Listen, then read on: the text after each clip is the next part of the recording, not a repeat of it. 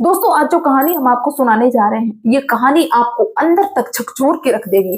दोस्तों हमेशा जिंदगी में एक बात को याद रखना कि मेहनत करो, पैसा कमाओ, कामयाब हो जाओ, बड़े आदमी बन जाओ, लेकिन बड़े बनने के साथ साथ इतना याद रखना कि कभी किसी को छोटा समझने की गलती मत कर देना।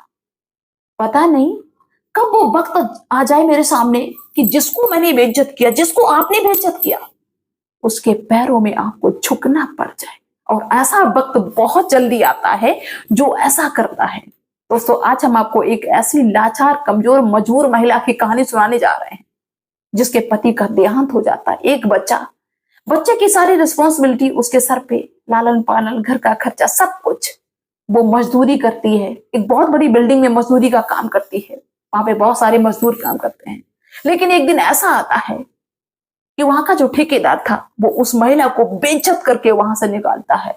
सिर्फ मारना बाकी था, बाकी उसने बेइज्जती करने में कोई कसर नहीं छोड़ी। वो महिला कहती है कि अपने बेटा को लेके आएंगे। वो कहता कि तेरा बेटा कोई प्रधानमंत्री है क्या, देख लेंगे तेरे बेटा को, चल फूट यहां से, निकल यहां से। दोस्तों वो महिला बहुत ज्यादा रोती है।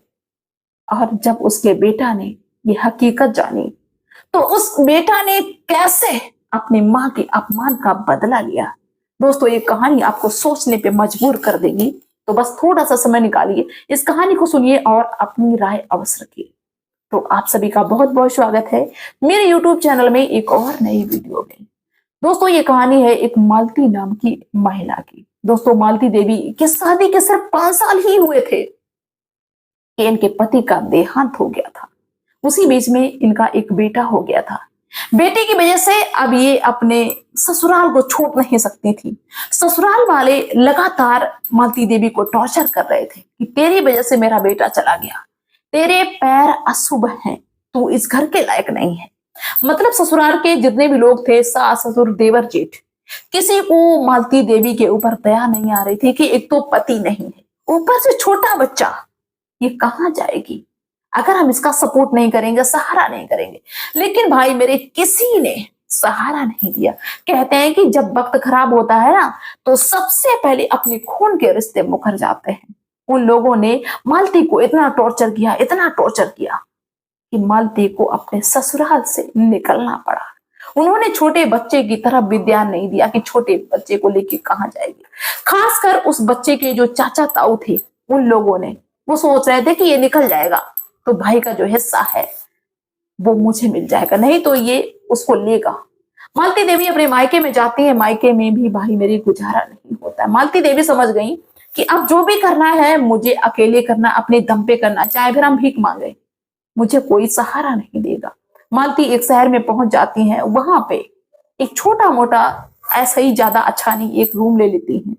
और बच्चा भी तब तक 5 साल का हो चुका था, वो पढ़ने के योग हो गया था। मालती देवी सोचती हैं कि वहीं पे हम मजदूरी करेंगे, वहीं पे अपने बच्चे को पढ़ाएंगे। और मालती देवी वहीं पे मजदूरी करने भी लगती हैं। बच्चा स्कूल जाता, छोटा था। सारी रिस्पॉन्सिबिलिटी को उठाते हुए मालती पूरी मेहनत के साथ में, मालती उन चीजों को भूल चुकी, क्योंकि सारी जिम्मेदारी अगर पति की यादों को लेके बैठे रोए तो घर का खर्चा कैसे चलाए, बच्चे को कैसे पाले। लेकिन दोस्तों कभी कभार ऐसा हो जाता था कि मालती को कभी काम मिलता है, कभी नहीं काम मिलता। जिस दिन काम नहीं मिलता उस दिन कोई पैसा नहीं, कोई अर्निंग नहीं, कोई आय नहीं। मालती बहुत ज्यादा परेशान होती है। मालती कुछ लोगों से संपर्क करते हैं कि कहीं मुझे ऐसी जगह पे काम मिल जाए जहां पे डेली मजदूरी हम कर सकें, डेली काम कर सकें। कभी मुझे काम मिलता है, कभी नहीं मिलता है, तो हमारे पास दूसरा कोई आय का साधन नहीं है, मैं क्या करूं। तो कुछ लोग इनकी हेल्प करते हैं और कहते हैं कि यहाँ पे सरकारी आवास का निर्माण हो रहा है, कॉलोनियां बन रही हैं, वहां पे बहुत सारे मजदूर काम करते हैं, कहो तो मैं तुम्हारी वहां पे लगवा दूं, वहीं पे काम करने लगना। मालती देवी खुश हो जाती, कहती ठीक है, मुझे ऐसी जगह की तलाश है। दोस्तों मालती देवी वहीं पे काम करने लगती जहां पे सरकारी आवास बन रहा था। वहां पे बहुत सारे मजदूर काम करते थे। डेली मालती देवी अपने बेटे को स्कूल छोड़ के वहां पे काम पे चली जाती और शाम को वहां पे पैसा मिलता था, जो भी उनकी दिहाड़ी बनती थी। और वहां का जो ठेकेदार था बहुत ही अच्छा इंसान था। मजदूरों को बहुत ज्यादा प्रोत्साहन करता था, इनाम भी देता था, कभी कभी खाने पीने की चीजें एक्स्ट्रा देता। मजदूर बहुत ज्यादा खुश थे। यूं ही दोस्तों समय बीतता जाता है। कुछ दिन बाद क्या होता है कि वो ठेकेदार जो अच्छा था वो दूसरी जगह चला जाता है और उसकी जगह दूसरा ठेकेदार आ जाता है। और दूसरा ठेकेदार इतना तानाशाही, कि किसी भी मजदूर से अच्छे से बात नहीं करता था, क्योंकि वो पैसे वाले घर का था। उसको इतना रुतबा था, वो हर मजदूर को टॉर्चर करता था कि तूने ये नहीं काम किया। हमेशा उसकी लैंग्वेज भी इतनी गंदी थी कि क्या ही कहें। अगर कोई मजदूर टॉयलेट भी चला जाए तो उसको बहुत खरी खोटी सुनाता था। और मालती देवी बेचारी हालातों की मारी हुई, कभी थक गई तो 1 मिनट के लिए अगर बैठ गई तो मालती को वो फटकार लगाता था कि मालती की आंखों में आंसू आ जाते थे। लेकिन दोस्तों, पूरे दिन मेहनत करने के बावजूद भी जब शाम को पैसे लेने का नंबर आता था तो वो कुछ ना कुछ पैसे काट ही लेता था। सबकी सैलरी में थे, जो भी मतलब दिहाड़ी बनती थी उसमें से काट ही लेता था। मजदूर बहुत ज्यादा परेशान, लेकिन कुछ लोग आवाज नहीं उठाते। अब मालती देवी बेचारी पूरी की पूरी उन्हीं पैसों पर निर्भर। मालती देवी इसके खिलाफ आवाज उठाती है कि आप ऐसा क्यों करते हैं? पहले के जो ठेकेदार थे वो तो ऐसा नहीं करते थे, आप ऐसा क्यों करते हैं? हम लोगों के पेट पे लात क्यों मारते हैं? हम लोग मेहनत करते हैं। तो वो ठेकेदार कहता है, तू बात करती है, तू खड़ी होती है, तू ये करती वो करती, मैंने देखा है तुझे खड़े हुए, तो मेरे खिलाफ आवाज उठाएगी, इनके खिलाफ आवाज उठाएगी। ये सबको दिक्कत नहीं, वो नहीं बोल रहे, तू बहुत बोल रही। यहां तक कि दोस्तों, वहां से धीरे धीरे मालती देवी और ठेकेदार में मतलब वो कहते नहीं खींचा तानी वाला सिस्टम हो गया। अब वो मालती सोचती है कि हम इससे लड़ाई करेंगे, इससे अपना हक मांगेंगे। और ठेकेदार सोचता है कि बाकी मजदूर नहीं कहते, इसकी हिम्मत कैसे हो, ये ज्यादा उड़ रही है, इसके पर मुझे काटने पड़ेंगे। अब वो जो ठेकेदार था वो बस किसी फिराक में रहता है कि कब मुझे मौका मिले और इसको मैं बेइज्जत कर दूं। बेइज्जत करता भी था, लेकिन मालती देवी सोचती थी कि अगर मैं इस काम को छोड़ दूं तो फिर हम कहाँ जाएंगे। मालती बेइज्जती सहते हुए काम करती है। लेकिन दोस्तों, एक दिन तो हद ही हो गई। मालती एक दूसरे मजदूर से कहने लगी कि भैया, आप लोग क्यों नहीं कहते हो कि ऐसा ना करो, हमारे पैसे क्यों काटते हो? ये बात जब उस ठेकेदार तक पहुंची कि मालती देवी दूसरों को भड़का रही, दूसरे से कह रही है, तो मालती देवी को इतना डांटता, यहां तक कि उस दिन उसने मालती देवी की जो भी मतलब मजदूरी बनी थी उससे आधी मजदूरी काट ली। वो रोने लगती है, कहता कि निकल जा यहां से, कल से काम पे आने की जरूरत नहीं है, तू नेता है क्या? मालती देवी रोने लगती है और कहती है कि तुम मेरे पैसे नहीं दे रहे हो, कल अपने बेटा को हम लेके आएंगे। क्योंकि तब तक बेटा भी थोड़ा बड़ा हो चुका था, 8 9 10 साल का। बेटे को लेके आएंगे, बेटे को बताएंगे, तब तो तू मेरी मजदूरी देगा। और लोगों से कहेंगे। जब इतनी बात कहता है तब तो ठेकेदार और भी ज्यादा आग बबूला हो जाता है। उसने इतना बेइज्जत किया मालती को, इतना बेइज्जत किया, कहा कि थप्पड़ मार देगी, तू यहां से निकल जा। अब वो हालातों की मारी हुई बेचारी इतनी रोती है, रोते रोते घर पे आती है। मजदूर समझाते भी है, लेकिन सोचती है कि देखो आज मेरा समय इतना खराब, अगर मेरे ससुराल के लोग मुझे सपोर्ट करते तो शायद मेरी स्थिति इतनी ज्यादा खराब नहीं होती। अपने पुराने दिन याद करके मालती देवी रोती है। जब वो घर पे पहुंचती है तो वैसे रोज हंसता हुआ चेहरा रहता था मालती देवी का, लेकिन उस दिन रोते रोते गई। लेकिन उसने अपने बेटे को देखा तो अपने आंसू पोंछ लिए। लेकिन आंसू कितने भी पोंछ लो, वो तो दिख ही जाता है कि कोई दुखी है। बेटा कहता है कि माँ क्या हुआ?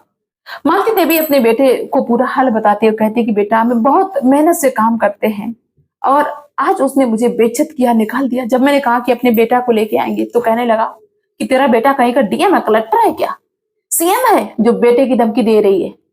मजदूर का बेटा मजदूरी होगा, मुझे रौब दिखा रही है। तो ऐसा करके उसने मुझे बेइज्जत किया और यहाँ तक कि बेटा मुझे काम से भी निकाल दिया। बेटा जब ये बात सुनता है तो उसको बहुत ज्यादा क्रोध आता है, यहाँ तक कि वो भाग खड़ा होता है कि हम उसको मारेंगे जाके। लेकिन माँ उसको पकड़ लेती है, अपनी कसम खिलाती है और कहती है कि बेटा, अगर सच में चाहते हो कि तुम्हारी माँ का अपमान हुआ है तो बेटा मेहनत करो। आज उसने मुझसे कहा कि तेरा बेटा कलेक्टर है का कहीं का, मजदूर का बेटा मजदूर ही तो होगा। तो इतनी मेहनत करो बेटा, इतनी मेहनत करो कि कामयाब हो जाओ, कलेक्टर बन जाओ। बेटा की माँ, हम पूरी मेहनत करेंगे। लेकिन अभी तक उसको ये नहीं पता कि कलेक्टर क्या होता है, क्योंकि 9 10 साल का बच्चा।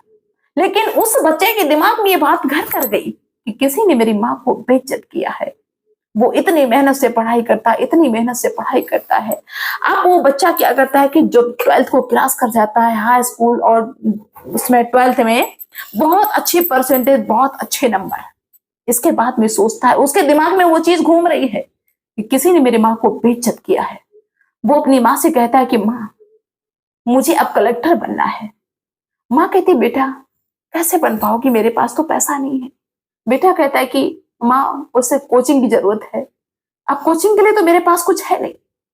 लेकिन ऐसा करते हैं कि कुछ हम काम करेंगे, कुछ तुम काम करना।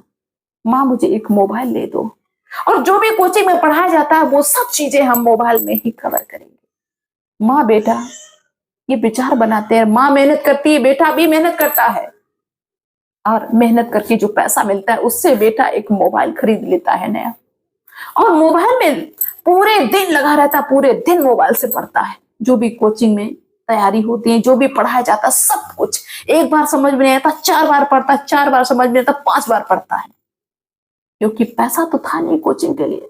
जैसे तैसे फॉर्म अप्लाई कर पाया। दोस्तों वो बेटा इतनी मेहनत से पढ़ता था, इतनी मेहनत से पढ़ता था कि उसका फर्स्ट बार में ही आईपीएस में सिलेक्शन हो गया, वो कलेक्टर बन गया। जब उसका सिलेक्शन हो गया, रिजल्ट आउट हुआ, माँ को बताया, माँ खुशी से रोने लगी, माँ दहाड़े मार के रोने लगी, बेटा भी रोता है।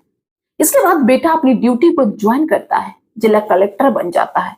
ड्यूटी ज्वाइन करते करते वो उस बात को नहीं भूला था कि एक ठेकेदार ने मेरी माँ को बेइज्जत किया था। वो अपने घर पे आता है छुट्टी लेके, और अपनी माँ से कहता है कि माँ आप चलो, मुझे उस ठेकेदार से मिलना है। और दोस्तों एक मैं बात बता दूं कि जिस दिन उसकी माँ को बेइज्जत किया था, उसी दिन उस बेटा ने ये प्रण किया था कि हमें कलेक्टर बनना है, और उस ठेकेदार का पूरा एड्रेस, क्योंकि मजदूरों का एड्रेस तो मालूम था कि कहाँ का ही रहने वाला है, कौन है, पूरा एड्रेस लिख लिया था उस लड़के ने कि मुझे इस एड्रेस पे एक दिन जाना जरूर है। कुछ लड़के कुछ लड़कियां ऐसे होते हैं कि जिनको चाहे कोई बेइज्जत करे कोई फर्क नहीं पड़ता है, लेकिन कुछ लड़के लड़कियां ऐसे होते हैं कि जिनको कोई बेइज्जत करे तो उस बात को दिल में रख लेते हैं, छुपा लेते हैं, और उस चीज को भूलते नहीं है। तो ऐसा ही हुआ। वो अपनी माँ से कहा था कि माँ तैयार हो, तुम्हारा बेटा अब तो कलेक्टर बन गया है, आज उससे तुम्हारी बेइज्जती का बदला लेंगे। जब ये माँ बेटा दोनों पहुंचते हैं उस ठेकेदार के यहाँ, तब तक काफी समय बीत चुका था। ठेकेदार चारपाई पे लेटा हुआ है, एक बहुत बड़ी बीमारी से ग्रसित है।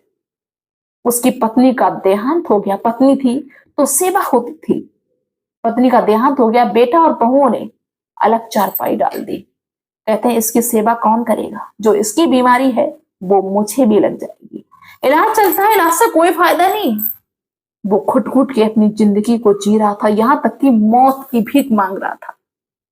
ये जब माँ बेटा पहुंचते हैं, और इस मालती देवी ने जब अपना परिचय बताया कि मैं वही हूं मजदूर जिसको तुमने बेइज्जत किया था। मालती देवी, तुमने कहा था कि तुम्हारा बेटा कलेक्टर नहीं, मजदूर का बेटा मजदूर है। आज देखो ये मेरा बेटा एक कलेक्टर बन गया, जिला कलेक्टर बन गया।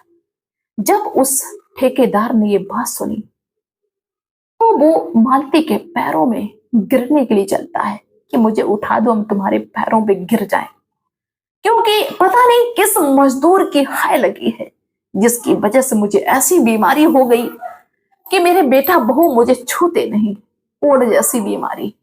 अब मैं करूं तो करूं क्या? मैंने अपनी जिंदगी में कोई भी अच्छा काम नहीं किया है, और हमेशा अपनी तानाशाही दिखाई, सताया दूसरे को, बेवजह सताया।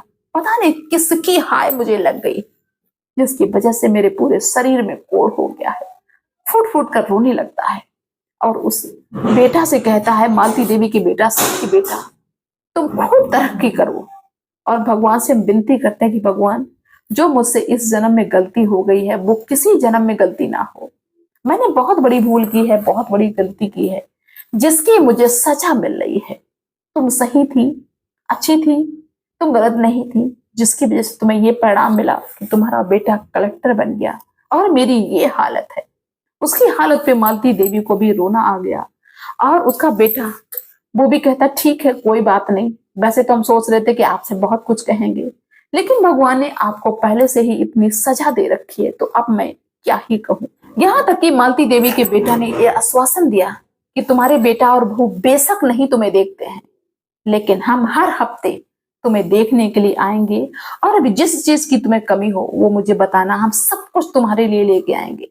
क्योंकि हो न हो तुम्हारे कहने की वजह से मैं कलेक्टर बन गया। शायद तुमने ना कहा होता उस दिन मेरी माँ से तो मैं शायद कलेक्टर नहीं बन पाता, क्योंकि मेरे दिल में वो आग लगती ही नहीं जो तुम्हारे लगाने से लगी।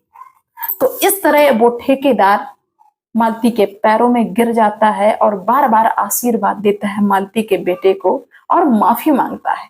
तो दोस्तों जिंदगी में ऐसे काम ही ना करिए जो किसी के पैरों पे गिरना पड़े, एक हद में रहिए। और ये मान लीजिए कि आप किसी के साथ में गलत कर रहे हो तो आपके साथ गलत होगा, हो के रहेगा, वो कभी मिट नहीं सकता, अमिट है। तो आप सभी लोग अपनी राय अवश्य रखना।